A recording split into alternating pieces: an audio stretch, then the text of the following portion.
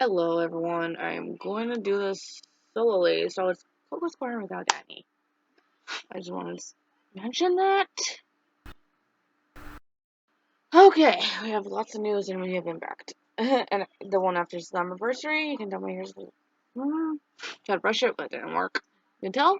Okay, first of all, welcome to Cocos Corner. I am Coco. So, I'll hear everyone today. So, what is up? I am out of it. You can tell I'm going to stream a little bit later, but I'm trying to get my phone charged.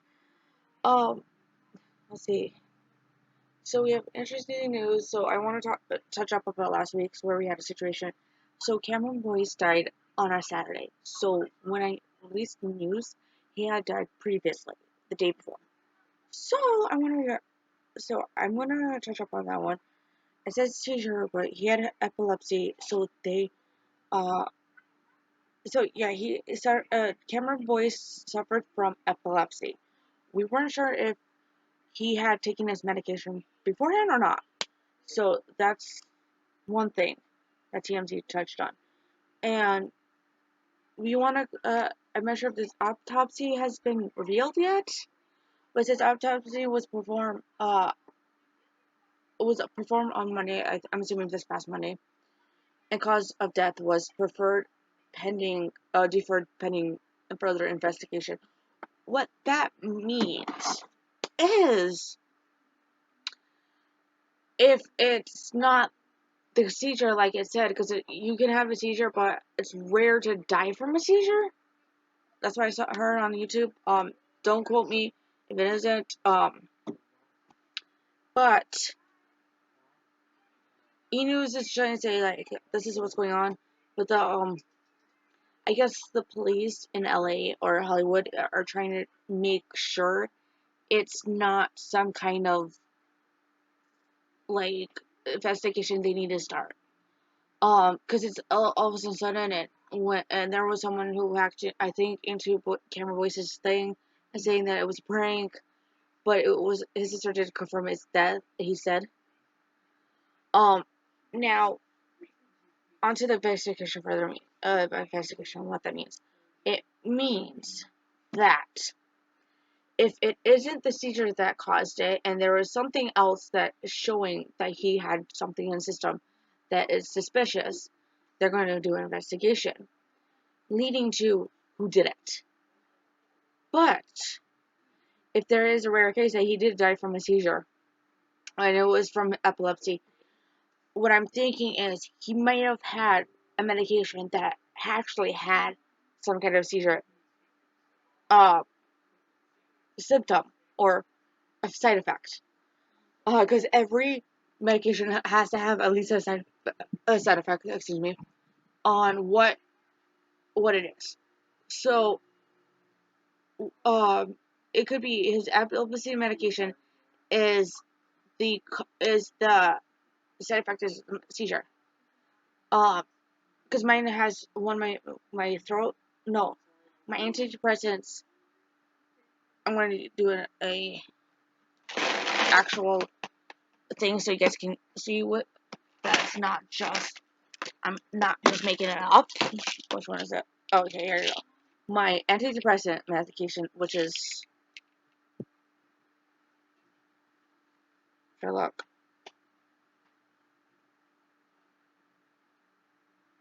Okay, here we go. This one. So, last one says call a doctor if you're experiencing mood changes, sadness, depression, or fear. So, it means that important information you need to know. And this one, I have to take on an empty stomach. So, it actually kicks in. And it's working. This medication, and it wants to take plain water. So, each medication is different. Some might have a side effect of having a seizure or something. I don't know. I am not a doctor. I'm not a medication expert. But I'm to me, you might hate me, you might love me, I don't know. But I have to say, I think personally, it might have had been with his medication because something about his medication, if he took it or didn't take it, might have caused a reaction of his body just needing the medication and then him not take it and then sporadically or overdosing a little bit. Which I don't know. Like I said, I'm no doctor. I'm just leaning into, was his medication the result of it? Because if it is, his body might have had a reaction and it might have had a seizure. I might be wrong. I don't know. So don't quote me. This is my thought, my opinion. I'm just going to go with it. So that's me. And then we have some tributes from Disney Channel, like China, Sky Jackson, and Dove Cameron. So if you want to do that, go watch it. Even Debbie Ryan, who played Jessie, did the same thing. So after that news, now onto Impact. So we had the one is aftermath of Slammiversary. So we had Slammiversary. Now it's Thursday. We had Thursday night. I don't know if I want to. I'm gonna see how well I go. It depends on if I want. I'm gonna result Slammiversary first. Uh, so I'm gonna do Impact after Slammiversary or Aftermath after Slammiversary, and then maybe Slammiversary. I don't know yet. So, so they had the main event where it will be Jordan, Kieran, and Madison. It will battle in a triple threat.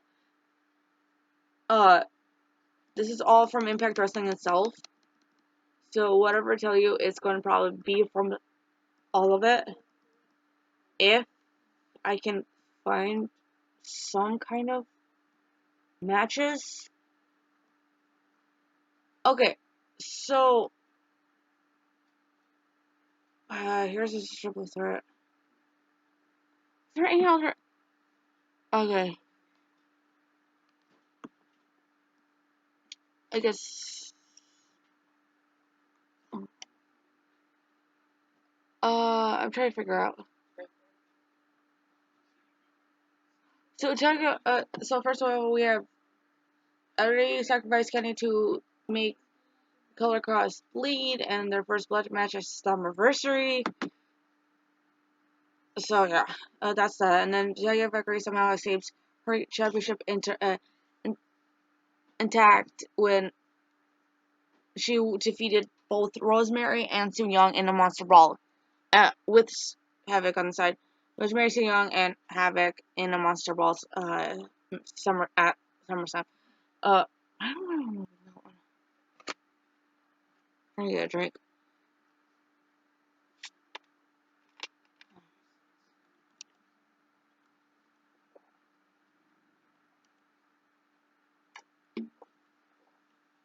Um, a triple threat match at championship at Summerfest. You saw Norris retain their newly won over titles over LAX and Rascals. I'm assuming that happened last week. And then it was a straight making main event when Sami Callihan defeated Tessa Blanchard in a Slammiversary or at Slammiversary.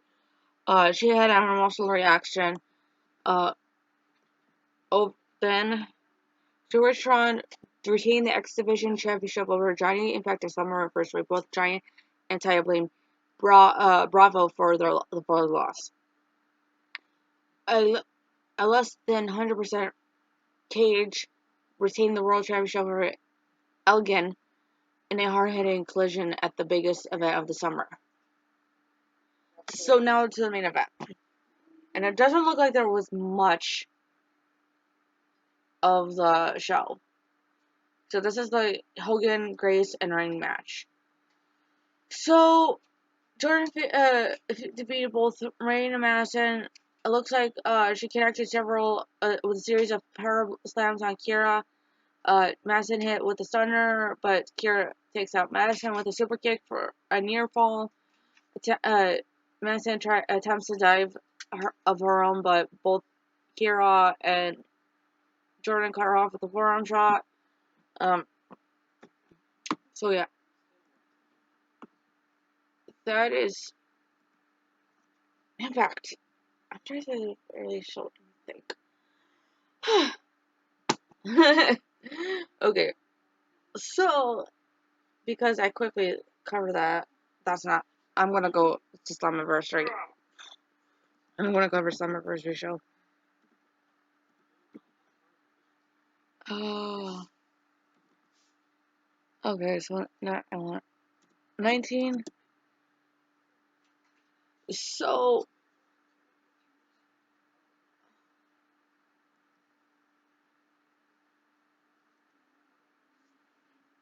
okay, so we had a thing where I need salt.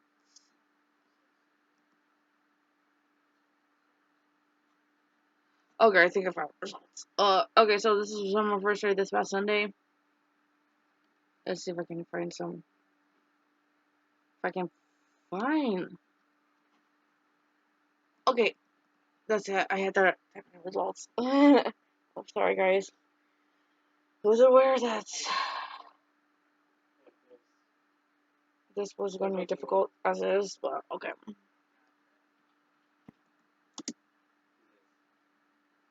Uh, there we go. So aftermath. Okay, so recap. So they had. I'm trying to resolve it, not to get the one with the triple threat knockouts match.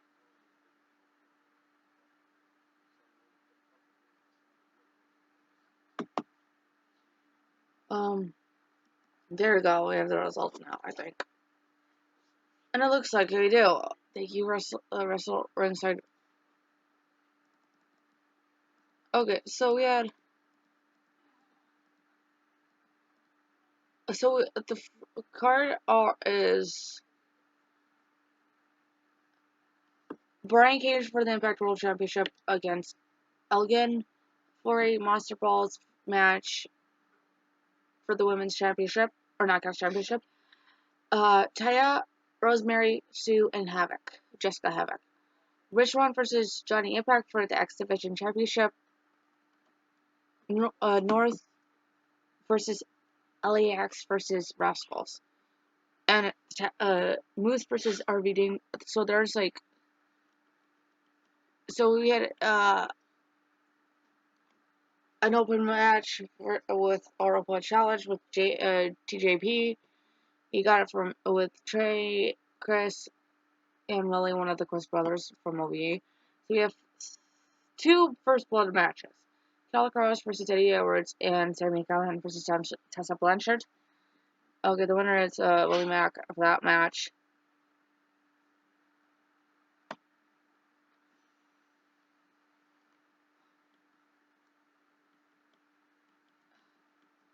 So North won their match. Killer Cross versus Eddie Edwards with their first blood.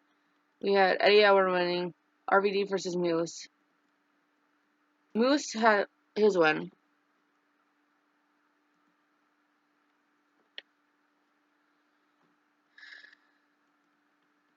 So we had the four-way Monster Ball Knockout Championship. The winner is Taya Valkyrie. Swan versus Impact X Division title match. At this point, we know which one won that one.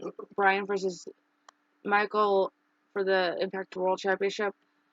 Cage won that match. Sammy versus Tessa. Sammy won that one, being the last match of the night. Or of that night. Okay, there you go. Sorry, it was like quick. Yeah. Sorry about that. Okay, so you want. So I'm gonna quickly start. Okay.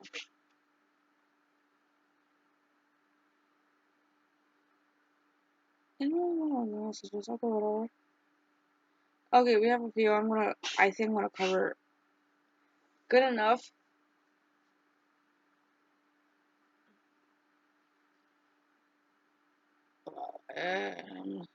So we had an R. Kelly situation.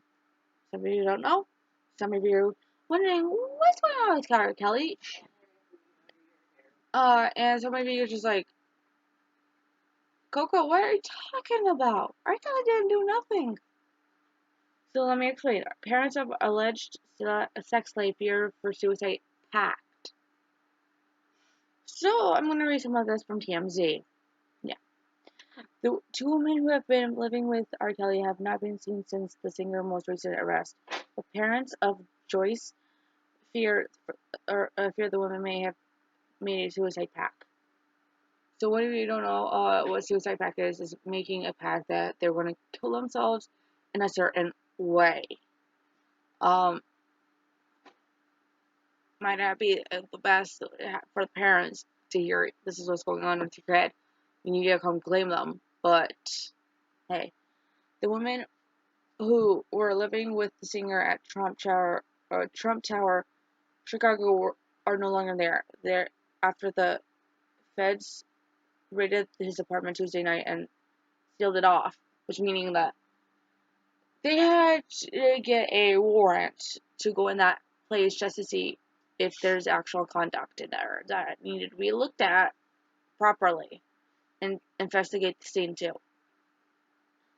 The Savage family lawyer Gritz tells TMZ he believes Joyce and Azarela, I'm sorry if I butchered your name, are with Kelly's people at an undisclosed location in Chicago, which indicating that they are not able to be disclosed of where they are due to possibility of R. Kelly trying to find them and try to do something that's not supposed to be there, or whatever reason it was. Gret says the Savages are concerned the two women may have seen the handwriting on the wall for R. Kelly and have hatched a plan to kill themselves if it looks like he's not coming back. I was right. So indicating that they're going to plan on killing themselves in a certain way. Anyway, I don't know. Don't ask me. I don't, because I have depression. I don't know what kind of thinking they were thinking. So, so far, Chris says the attempts to locate the two women have proven vital. Futile? I don't know how to pronounce the word, so sorry for pronouncing it wrong. If we were told the parents couldn't find Joyce, they are considering seeing the police involved by filing a missing persons report. What that means is what a missing report is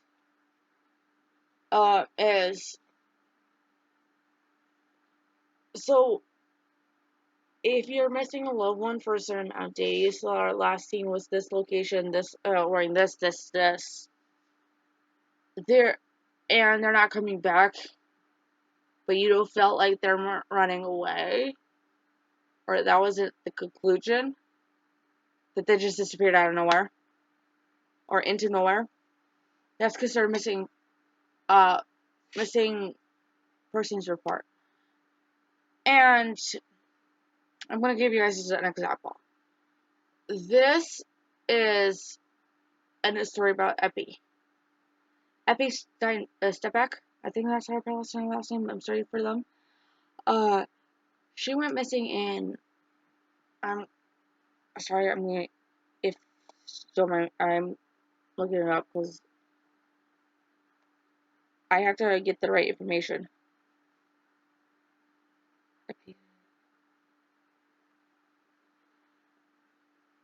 Because I heard about the story, but personally, it's a situation that happened.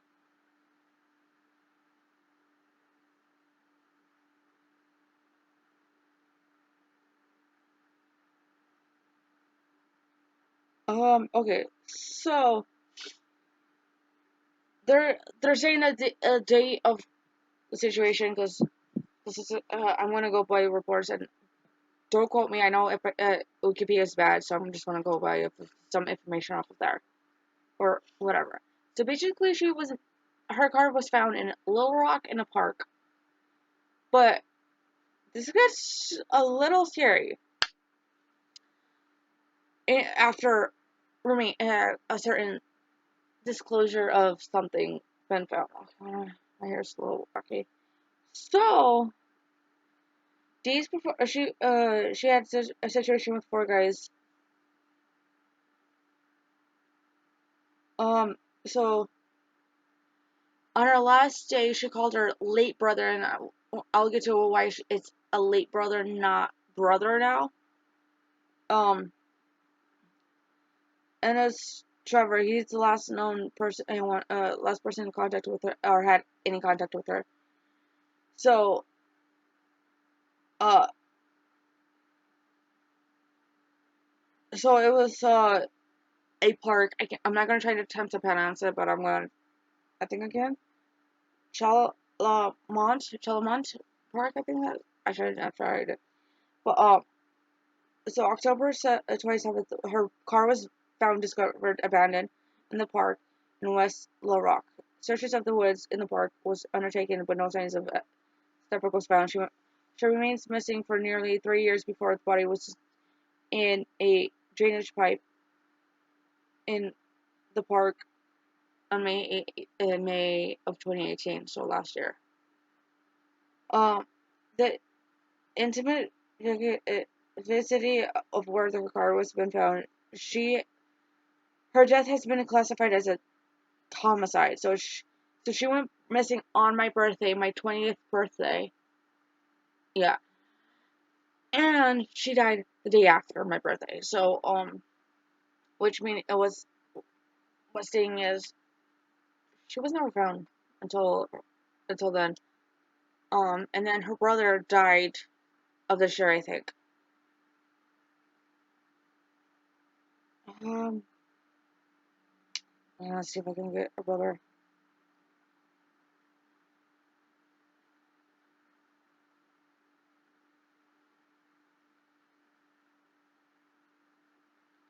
Um,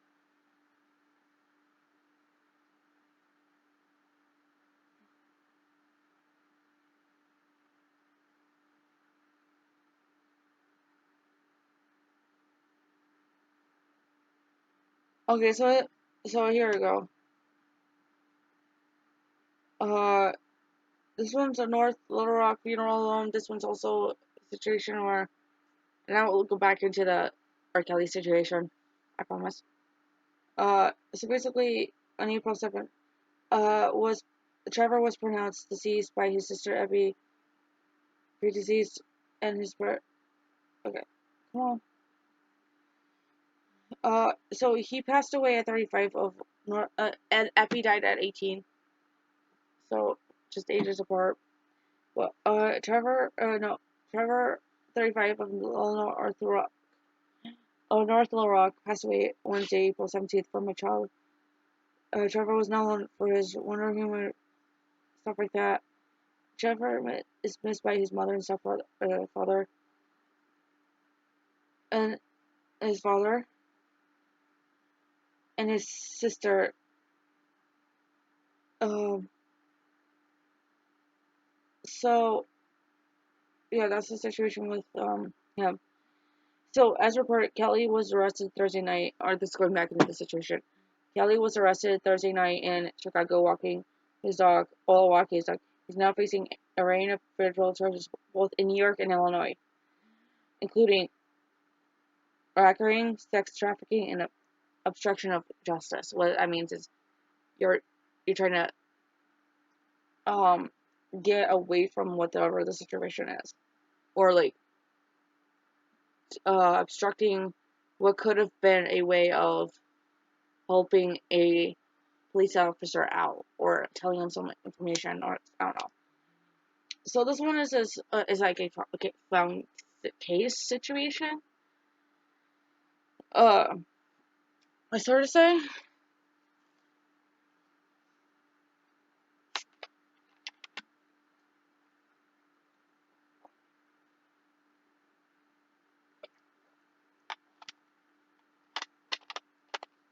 Okay, they find bones. This a deepening mystery. A deepening mystery in search for a girl who disappeared 36 years ago. So I think it's a solved case. So bear with me. The report. on a twist Saturday in the mysterious decades-old disappearance of a teenage female. Two sets of bones were found near a tomb of two-century German princesses, raising hopes that they could be the remains of 15-year-old Emanuela Orlandi, the daughter of the Vintica employee. I'm sorry if I butcher it badly. A official said. The two were opened earlier this week has been found empty. The bones were discovered as staffers were inspecting the other spots the princesses may have been moved in the cemetery of the college, says the spokesman, Alessandro. I'm sorry for any butchering. Those inspections have so far led to identifying of two placed beneath the floor of the inside of the college. They were closed by a trapdoor. By these, have been sealed for substantial examination and possibly revealed of material source then. Um, the chapter will formally be open next week. Uh, he also said he or she says the remains of persons could have been moved during the expansion of the college in the 60s and 70s. This female vanished in 1983 after leaving her family's city apartment to go to a music lesson in Rome. It explains why I can't pronounce some of the words. It's in Romanian, I think it is. My father was a lay employee of the Holy See. Her case has been one of the enduring mysteries of Rome, kept by the elite media source in a quest by her brother to find answers and closure. Over the years, her disappearance has been linked to everything from the plot to kill Saint John Paul II, or to the financial scandal of the bank and Rome's criminal underworld. Um,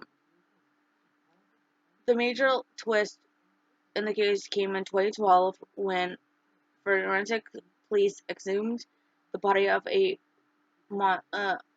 repute mobster from the crypt of the Rome Lista, sorry if I'm butchering so, in hopes to find Orlando's remains.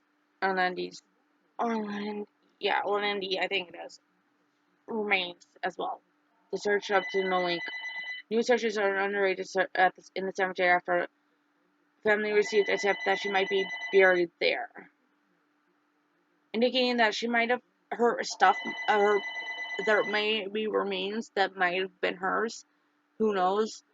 But this is the situation just right now. We don't know what the heck's going on. Okay, come on.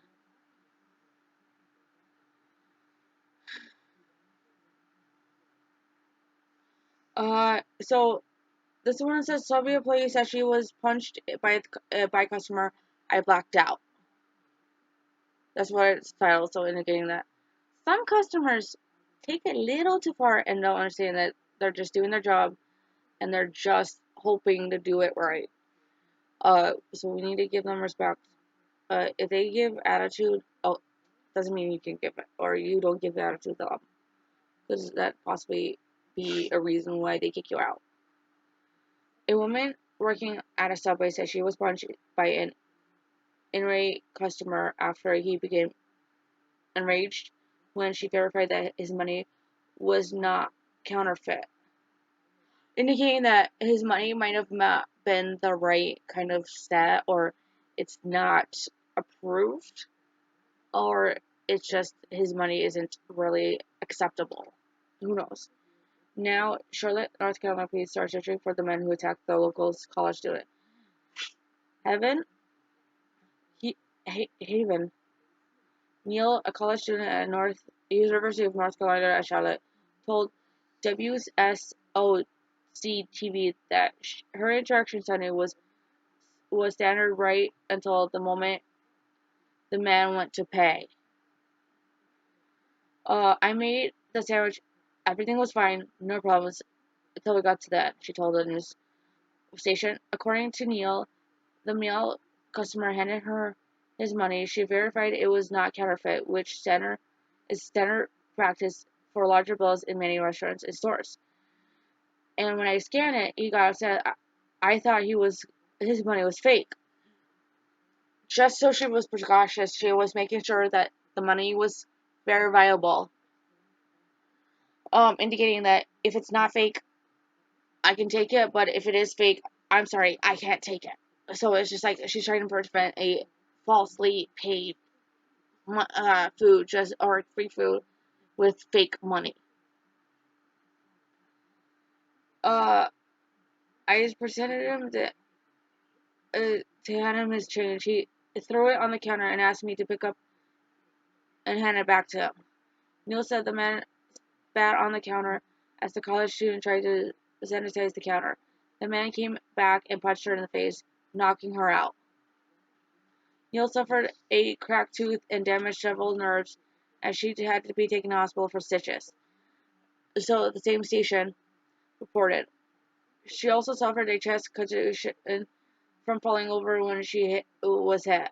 I blacked out for a few seconds. I don't remember falling at all. After the attack, the man fled the store, and the police have been unable to find him. Law enforcement officials are proceeding to obtain surveillance video from inside the store. The dedication worker attempted to return to work the very next day, but was forced to leave early due to pain she was experiencing. She planned to return Subway Saturday, the newscast reported. I don't think he'll return, so that's not what I'm worried about, Neil said. So she's worrying about something else. Subway provided the following statement to Yahoo Lifestyle. The safety of our guests and restaurant teams is a priority for everyone at Subway. We do not condone violence of any kind. We are glad Haven is recovering. The franchise owner is assisting the police investigation and has provided restaurant surveillance footage of the incident to the police. The Charlotte Mecklenburg Police Department did not immediately respond to the Yahoo's Lifestyle's request for comment. Um, so I'm sorry that she had to go through it. Um, really am, and that was bullshit that this person flew. And how he reacted that just because she wanted to make sure the money was verifiable. And I know that's probably not a word. So this one is a little good news. We're kind of going through what news I've gotten. So this one is from CNN.com. This one's a little bit different. It's actually a number for a certain number. As soon as it loads up and giving me the report. So this baby was born on 7/11 day at 7:11 p.m., weighing 7 pounds and 11 inches. Oh my gosh. Hence the 7/11 meme. 7 to 11 day typically means free slushies for everyone, but this year's celebration turned out more special than it usual for one Missouri family. Rachel Langforth of St. Louis gave birth to a baby girl on 7/11 or July 11th. Yes, 7/11. That is not all. Baby Jamae Brown was born at 7:11 p.m., weighing at 7 pounds and 11 inches. Langford, who also has a 6-year-old son, told CNN she kept seeing the number 7/11 during her pregnancy, but at the time didn't mean nothing. I guess it was a sign saying you're going to give birth at this time. This is going to be the weight, and this is going to be the date. All at once. I thought it was weird at first and didn't know the numbers meant so much. She said, a lot of times during my pregnancy, I would look at the clock and it was 7:11. Oh, so I mean, she started to notice that there was signs saying that this day, time, wait, is going to all happen that time. So I thought, although a bit freaked out, both mom and baby are doing well. Lefort says she even planned to tell the convenience store chain about the quarantine kit since the situation. So congratulations, and that baby's gonna have a fun time. I mean, free slushies for her birthday when she gets a little bit older. If they just still do it and instead of 11 it's still open.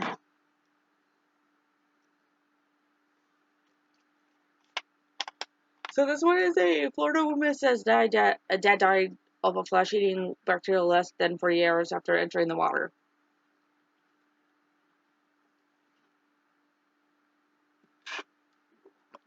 I'm sorry. Um, condolences to the girl. Um, a Tennessee man died just 48 hours after contracting a flesh-eating bacteria from waters in Florida after his daughter says the hospital he went treated he treated ignored her warnings that he had contracted neuralizing whatever. Yeah, by the looks of it, looking like it. Uh, Cheryl Rosen of like Okaloosa, I'm sorry if I'm pronouncing the right county, said her parents had come down from Memphis to spend several days with her last week. During their stay, a family spent several days in the water, including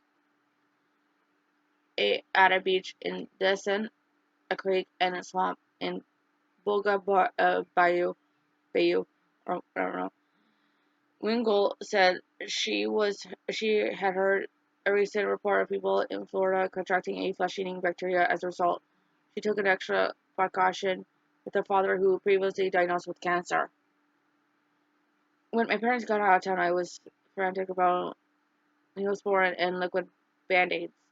She said on a post in a Facebook post. My dad didn't have any open wounds. He scratched a couple places that were particularly small healed scratches in his arm and leg, and that I made sure were super sealed up. My mom religiously sunblocked him that we're taking precaution and we were good. So I thought. So this one is on her back and it looks bad. I'm not gonna try to tell you guys. I'm sorry. Uh, Wingle said that around 4 a.m. Saturday, some 12 hours after being in the water, her father began to complain about fever, chills, and some cramping that the family decided to get that would be best if he was treated back in Tennessee, where the doctor's already familiar with his previous health issues. They left earlier that morning where the symptoms worsened. He was taken to the hospital in Memphis at around 8 p.m.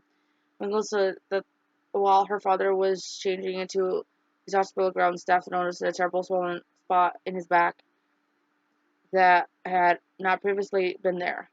Her mother sent pictures to Wingle instead of recording that what was wrong with her father. I told her to tell them he was in the water in Florida and it was a flesh-eating bacteria.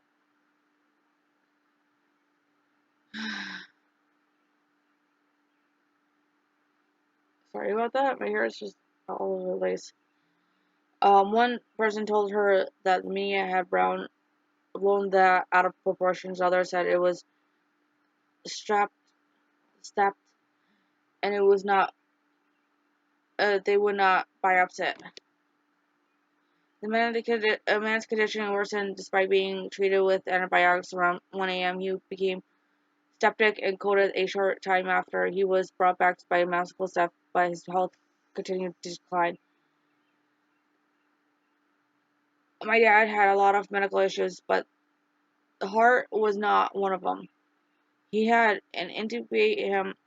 He coded again. They said his oxygen organs were too damaged and his blood was too acidic to sustain life. He was gone by Sunday afternoon. Rest in peace. So make sure when you are going to Florida, make sure you are protected. And if you notice anything different, better be prepared because instead of if they don't want to do it,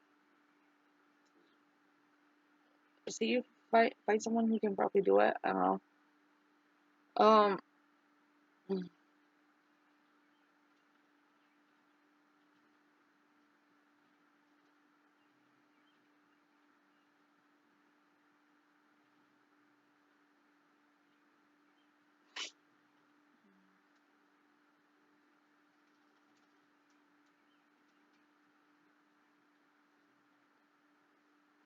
Okay, I'm gonna try to save some. Oh, last news: CMC. This is one chef party. He got arrested.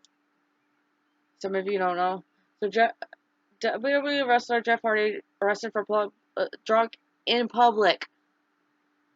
Brother Nero, or aka Brother Nero, was arrested downtown in South Carolina for alleged being drunk in public. Jeff was arrested and booked Saturday for public intoxication and impaired in Myrtle Beach, where he posed for a mugshot.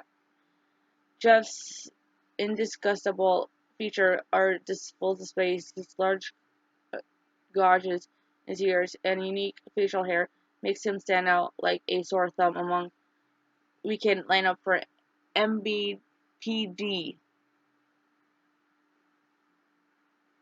which Jeff is currently dealing with a knee injury for which he went under surgery earlier this year and is recovering. They kept him out of the ring for a bit. He normally wrestles as one half of the Hardy Boys for SmackDown for the company. He was arrested for a DWI last year in North Carolina after he was reported involved in a car crash and alleged blew a .25 BAC. Um, so yeah, so that is so much for a lot of a lot of time to think about it because like you didn't think like oh this could ever happen, but like honestly it can happen to anyone. So yeah,